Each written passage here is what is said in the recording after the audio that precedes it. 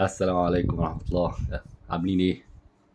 خلاص اعتقد يعني اللحمة خلصت. خلاص بقى نرجع بقى لايه، للدايت بتاعنا كده ونهدي امورنا، يعني مش كل حاجة في الحياة اكل يعني. آه، قصة كده عن جحا زمان. جحا كان عنده حمار صغير كده، حمار يعني. هو وابنه ماشيين فكانوا جو حر، فحط ابنه وركب هو وابنه على الحمار. الحمار ماشي، فالناس قالت لك شوف الناس المفترية، شوف ولاد يعني الحمار ده غلبان، اتنين راكبين عليه في الحر ده. فجوحة سمع الناس فراح نازل على الحمار وخلى ابنه على الحمار ومشي. شوية قالوا شوف ابن جحا قليل الأدب، أبوه ماشي وهو قاعد في الحمار، واد ما ترباش قليل الأدب. فجحا سمع الكلام قال لابنه انزل، وراح راكب هو على الحمار. سمع طبعا الناس بتقول شوف جحا وافترى جحا و... ايه ده ماشي راكب هو الحمار وسايب ابنه الغلبان ماشي. خلاص الكلام يعني اي حاجه هتعملها في حياتك مش هتعجب الناس.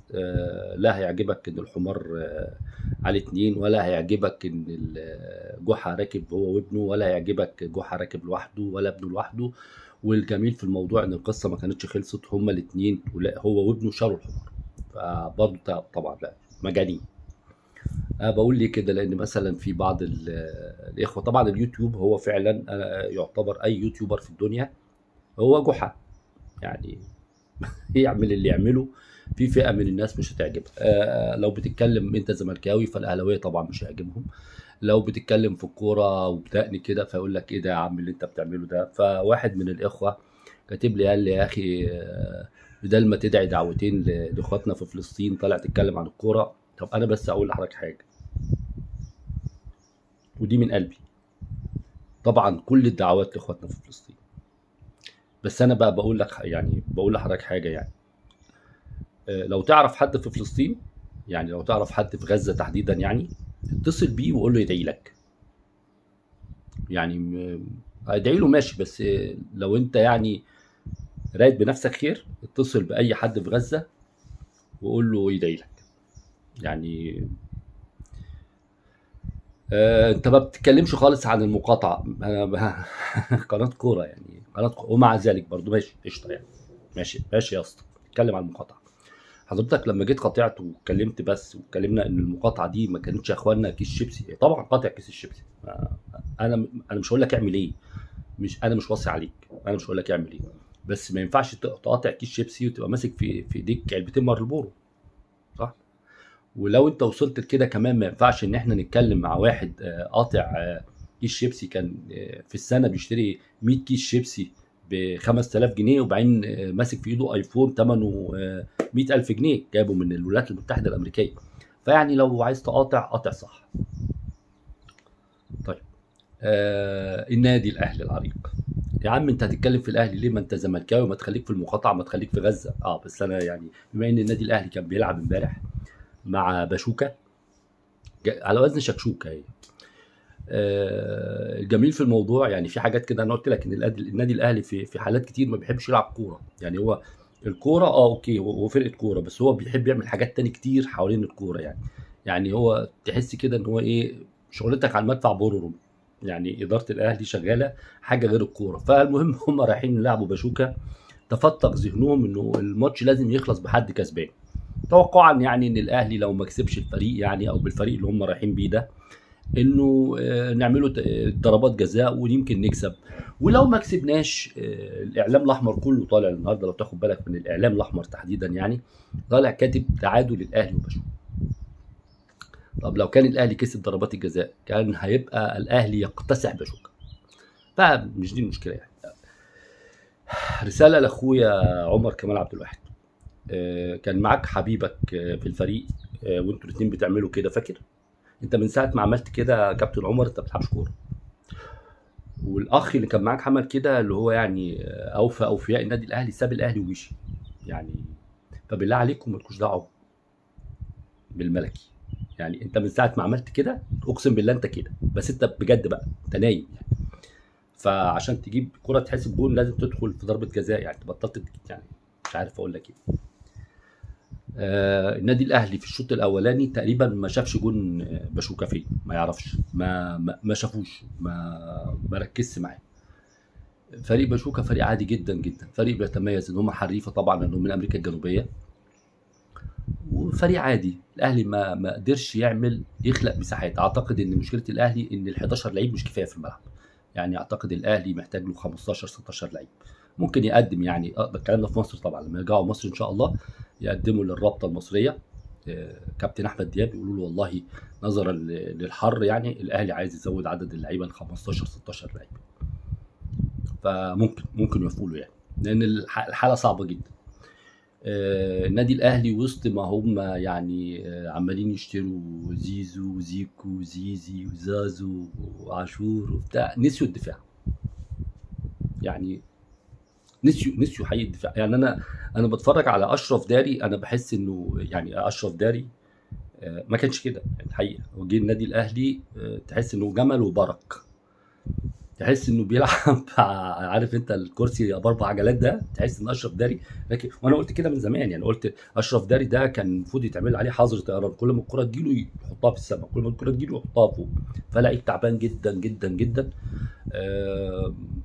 اعتقد الاهلي دافع فيه مبلغ حلو، يعني الدولارات ما بتفرقش معانا، يعني احنا ناس جامده يعني، فغيروه. انا اعتقد ان الكابتن محمود الخطيب بقى لازم يعمل حاجه جديده، يعني يسيبه من المؤامرات والحاجات اللي هو بيعملها دي، يروح دايركت على كابتن حسين لبيب في البيت.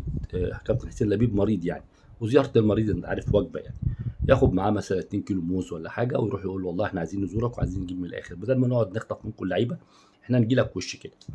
ادينا حسام عبد المجيد خد لك 5 6 مليون دولار، فلوس كتير.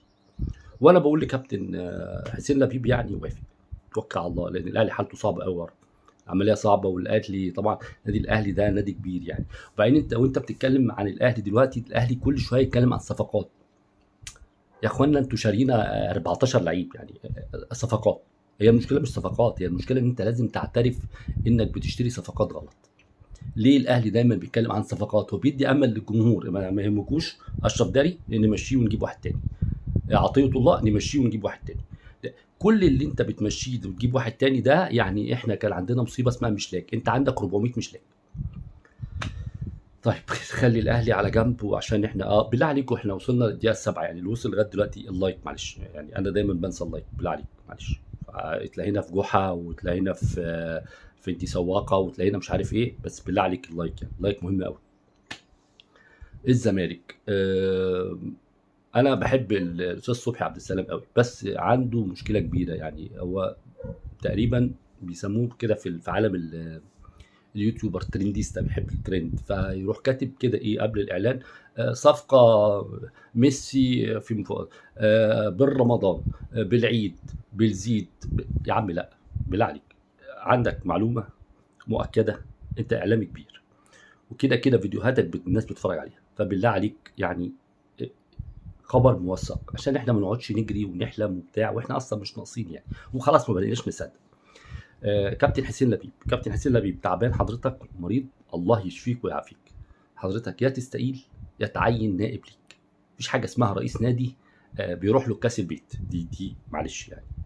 اصل هو عارف حضرتك يعني لا قدر الله، لو يعني لا قدر الله على فراش الموت افهم، لكن حضرتك يعني كنت قبلها بيومين في عزا، فيعني بالله عليك مش قادر حضرتك، لا يكلف الله نفسا الا وسعها. حضرتك سيب الدنيا دي، سيبها الراجل زي ميدو، راجل زي حازم امام، سيب شباب بقى بالله عليكم يعني.